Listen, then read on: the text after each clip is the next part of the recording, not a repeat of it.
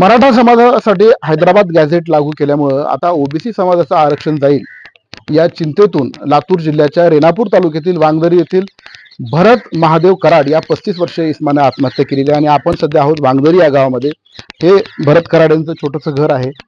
पुण्यामध्ये नोकरी करून आपल्या आणि आपल्या कुटुंबियाची उपजीविका ते भागवत होते आणि आपण आता सध्या वांगदरी गावामध्ये भरत कराड यांच्या घरी आलेलो आहोत। अगदी छोटंसं हे घर आहे त्यांचं आणि काम करून ते उपजीविका भागवत होते आणि हे त्यांचं संपूर्ण कुटुंबीय आहे। कुटुंबीय मोठ्या दुःखामध्ये आहे, कारण भरत कराड यांनी पुण्याहून आल्यापासून सातत्यानं त्यांच्या आईला, पत्नीला, कुटुंबियांना ते बोलत होते की आता आपल्या मुलांचं काय होणार, आपलं आरक्षण आता गेलंय। या चिंतेतनं त्यांनी आत्महत्या केली। तशी एक चिठ्ठी सुद्धा त्यांनी आत्महत्येपूर्वी त्या ठिकाणी लिहून ठेवली आहे। आपल्यासोबत त्यांचे बंधू आहेत। दादा, तुमचं नाव काय, तुम्ही काय करता आणि काय बोलणं झालं होतं? भरतराव किती दिवसापासून पुण्यामध्ये होते, लातूरला ते कधी आले गावामध्ये तुमच्या, आणि काय नेमकं बोलणं झालं होतं? माझं नाव राम महादेव कराड। ती कधी घरी म्हणजे शेतात काम करीत होता, कधी गाडीची बदली आली, ती कधी बदली असं बाहेर बी करायचा। पण ती ज्या टायमाला हैदराबाद ग्रॅडचा ती जी जहर निघाला तेव्हापासून ती घरी आलता 1 ते 2-3 दिवसाखाली।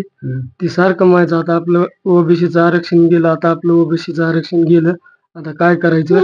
हे तर जहर काढला सरकारनं, 4 लेकर आहेत, कसे जागवायचे कसे नाही, त्याच्या सारखं मनात तेच होतं। त्याचं माझं 2 दिवसाखाली बोलणं झालं।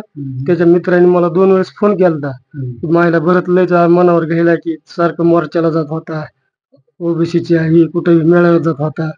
ती सारखं म्हणायला लागला की बाबा आरक्षण गेलं, आरक्षण गेलं, मायला काय जगून तरी उपयोग आहे। त्यानं शेवटचं स्टॉकाचं पाऊल उचललं, त्यानं डायरेक्ट मांजरा नदीच्या पुलावूनच उडी घेतली खाली। त्यावेळेस म्हणजे उडी घेतली त्यावेळेस त्यांचे मित्र कोणी सोबत होते का? आणि हे चिठ्ठी जी होती मग हे घरी होती का, नेमकं कुठे सापडली चिठ्ठी? चिठ्ठी त्याच्या कपड्यात आणि ती सापडली। तिथं दुसरे पोरं होते आजूबाजूला, 1-2 जण पोरं, पण त्याने एवढंच म्हणलं आपलं ओबीसीचं आरक्षण गेलं म्हणणं आणि उडी टाकणं। मग त्याला काढण्यासाठी एका पोरानं मुलानं उडी टाकली, पण ती बी पाण्यात बुडायला लागला, त्याला दुसऱ्यानं काढलं आणि शेवटी पुन्हा त्याला पाण्यात बुडूनच घरी आला पुन्हा। वांगदरी गावाच्या शेजारूनच मांजरा नदीचं पात्र वाहतं आणि त्या ठिकाणीच भरत कराड यांनी आत्महत्या केलेली आहे। अगदी लहान लहान मुलं आहेत। ही त्यांची मोठी मुलगी आहे ऐश्वर्या, ही त्यांची दुसरी 2 नंबरची मुलगी, ही त्यांची तिसरी मुलगी आहे नम्रता। 3 मुली आणि हा लहान मुलगा। असे लहान लेकरं असताना एवढ्या कमी वयात भरतने हे टोकाचं पाऊल उचललेलं आहे। त्यांची पत्नी पण आहेत, मात्र त्यांची बोलण्याची मनस्थितीने आपण त्यांच्या आईकडनं जाणून घेत। आजी, नेमकं काय तुमच्याशी बोलणं व्हायचं?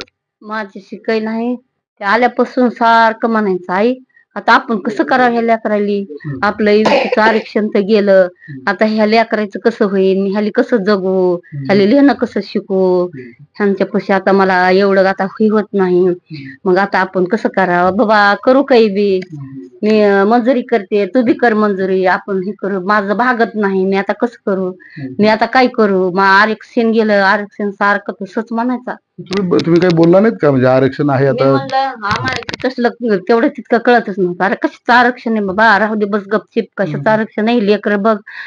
तर ती म्हणला तुम्हाला काय कळतंय म्हणला। किती शिकलेले होते बरं?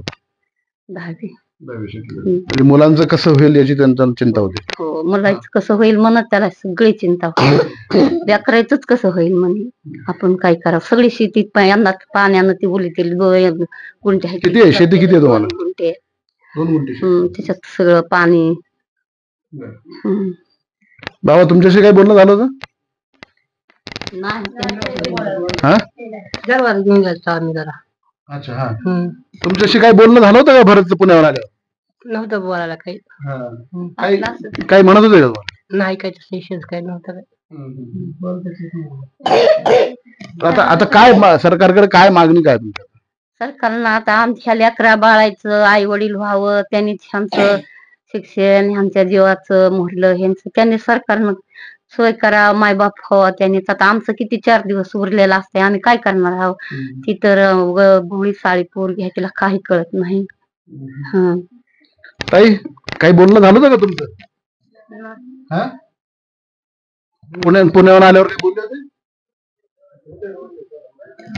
बरं, आता तुमची काय म्हणजे सरकारकडे काय मागणी? आता आजी तर म्हणतात की बोला सांभाळावं। एकच सरकारला मागणी आहे की या 4 लेकराचं सरकारनं बघावं, की त्याला तात्काळ काहीतरी, जसे मराठा ह्याचे त्यांनी मंजुरी केली किंवा इतके पैसे देत तसं याला बी लेकरासाठी काहीतरी सरकारनं टोकाचं पाऊल उचलून काहीतरी द्यावं. नाही तर मग हे काय शेवट नाही मराठा समाजाचे जे बलिदान गेले त्यांना जशी मदत सरकारने केलेली आहे. तशी ह्यांनी बी काहीतरी मदत करावी लेकरासाठी. ते आता आम्ही दोघं भाऊ तर जिकायला तिकडे वाहिले कोण आहेत आता आई वडील आणि तीच आहे. तुम्ही काय करता? मी बी गाडी चलितो आणि बाहेरच असंच पोट भागितोय. जमीन नाही काय नाही काही नाही. तर एकूणच भरत कराड यांना हैदराबाद गॅझेट जे लागू केलं होतं मराठा समाजासाठी त्याचं त्यांना टेन्शन होतं आणि आता आपलं सुद्धा आरक्षण जाईल या भीतीपोटी त्यांनी तशी चिंता सुद्धा त्यांच्या पत्रातनं व्यक्त केलेली आहे. आणि आता माझ्या आणि ओबीसी समाजाचा सांभाळ करावा अशी सुद्धा मागणी त्यांनी त्या पत्रातनं केलेली आहे. आणि कुटुंबियांनी मागणी केली आहे की आमच्या कुटुंबियाला आता सरकारनं या कठीण प्रसंगामध्ये धीर द्यावा, त्यांना मदत करावी अशी सुद्धा भावना कुटुंबियांनी व्यक्त केलेली आहे. शशिकांत पाटील, न्यूज 18 लोकमत, वांगदरी, लातूर.